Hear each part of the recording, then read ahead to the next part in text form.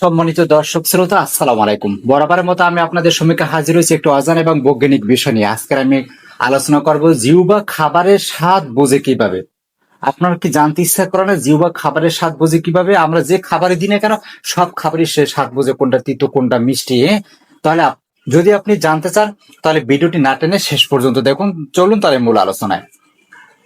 জিহ্বার সামনের দিকে এবং পিছনের দিকে ৮০০র মতো স্বাদকুঁড়ি আছে।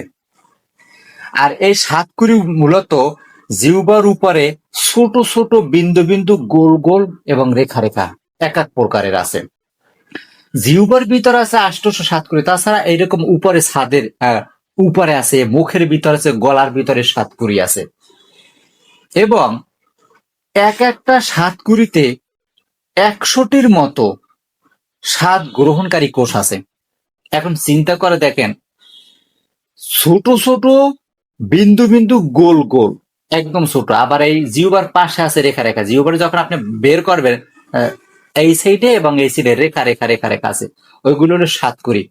এবং প্রত্যেকটা সাতকুড়িতে ১০০টির মতো আছে স্বাদ গ্রহণকারী কোষ। তাহলে আপনি মনে করেন যে একটা জিহ্বা ৮০,০০০-এর মতো খাবারের স্বাদ নিতে পারে। আর উপরের তো আশি আলাদা, গলার ভিতরে তো আশি আলাদা। এখন জিহ্বা মূলত পেশি দ্বারা গঠিত। এই জিহ্বার কাজ হলো কি? শ্বাস প্রশ্বাসে সাহায্য করা, কথা বলতে সাহায্য করা, যে কোনো জিনিস চেটে খেতে সাহায্য করা, গিলতে সাহায্য করা, এই কাজগুলো মূলত জিহ্বা করে। এখন জিহ্বা যে পেশি দ্বারা গঠিত, তাহলে কি কি পেশি দ্বারা গঠিত?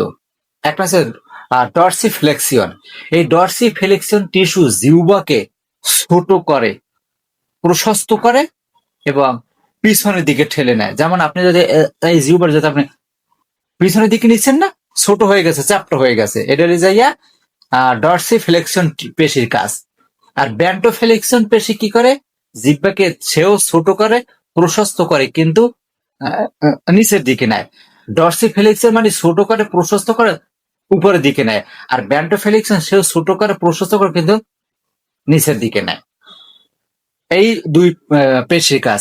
তারপরে আপনার আছে জিনোগ্লোসাস।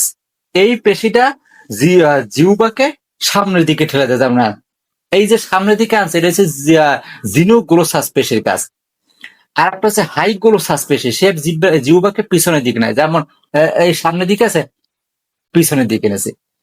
এস্টাইল গ্লোসাস পেশির কাজ কি? জিহ্বাকে নাড়াচাড়া করে। যেমন এইটা হলো এস্টাইল গ্লোসাস পেশি, এই কাজটা করে। আরো আছে যেমন অনুপ্রস্থ পেশি, সে জিহ্বাকে লম্বা করে। যেমন যতটুকু লম্বা করতে পারে অনুপ্রস্থ পেশি সে এই লম্বাটা করে নেয়। আর উলম্ব পেশিটাকে কি করে? আহ মানে একজনে তো লম্বা করে না, আর আর উলম্ব পেশিটা সে কিন্তু চ্যাপ্টা করে। যেমন আপনি জিহ্বাটা যখন এরকম করেন, কিন্তু অনেক চ্যাপ্টা হয়ে যায় না, এই উলম্ব পেশিতে এই কাজটা করছে। এখন আরো আছে একটা, যেমন টার্ডিভ ডিসকিনেসিয়া।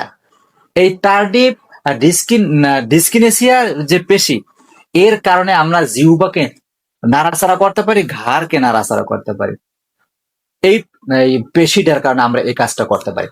এখন জিহ্বা কিন্তু আপনার সবসময় নড়াচড়া করে। আপনি ঘুমাচ্ছেন, কোনো সমস্যা নেই, জিহ্বা সে কাজ চালাইয়ে যাইতে আছে, সে কখনো বন্ধ হয় না, সবসময় সে কাজ চালায়। এখন আসি তাহলে আমরা এই স্বাদের গ্রহণটা কিভাবে পাই?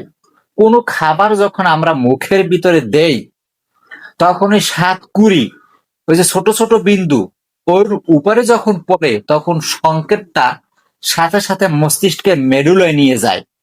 মস্তিষ্কের মেডুলা থেকে থ্যালামাস, থ্যালামাস থেকে হাইপোথ্যালামাস, হাইপোথ্যালামাস থেকে গুস্তাটারি।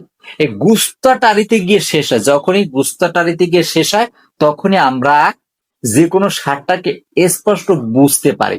যতক্ষণ পর্যন্ত এই পর্যায়ক্রমে যাইতে যাইতে গুস্তাটারি পর্যন্ত না যায়, অতক্ষণ পর্যন্ত আমরা স্বাদটা পাই না। তাহলে দেখেন যে মুখে দেওয়ার সাথে সাথে স্বাদ পাই, তাহলে তারা কাজগুলো কত দ্রুত গতিতে করে।